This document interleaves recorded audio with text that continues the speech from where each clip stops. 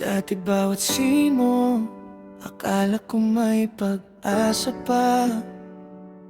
Dati bawat reply mo, buo na agad tong araw ko. Pero ilang beses pa kitang kailangang patawarin sa kasalanang hindi mo naman inaamin. Salamat sa lesson, pero tama na. Salamat sa sakit, pero ayoko na. Hindi na ako yung tanga na nagpapaloko sa mga matatamis mong salita. Hindi na ako yung umaasang magiging tayo, kasi wala naman talaga.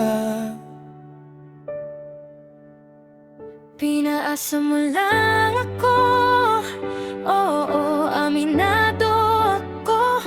Nasaktan, umiyak, gabi-gabing nagtatanong ng bakit ako. Pero ngayon, tapos na akong umasa sa'yo. Tapos na akong maghintay sa wala. Ibinalik ko na sa'yo lahat ng pangakong hindi mo tinupad. Kasama ng puso kong hindi mo naman inalagaan. Akala mo durog ako, tumitibay na dahil pinasa mo lang ako. Pero pinalaya mo rin ako. Buti na lang hindi tayo, buti na lang pinasa mo lang ako.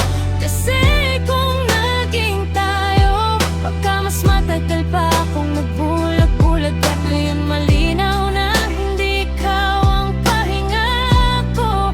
Ikaw yung dahilan kung bakit kailangan kong pahinga. Kaya salamat na lang sa pananakit mo. Tinuruan mo kong piliin iyong sarili ko. Pinaasa mo lang ako, pero okay na. Dahil sa wakas, nakalaya na ako sa'yo. Hindi na ako aasa, hindi na ako babalik. Tapos na tayo, kahit hindi naman talaga tayo nagsimula.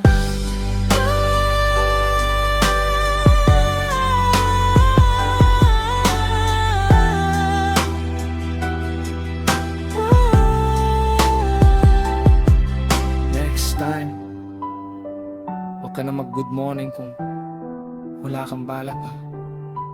Good night forever. Bye.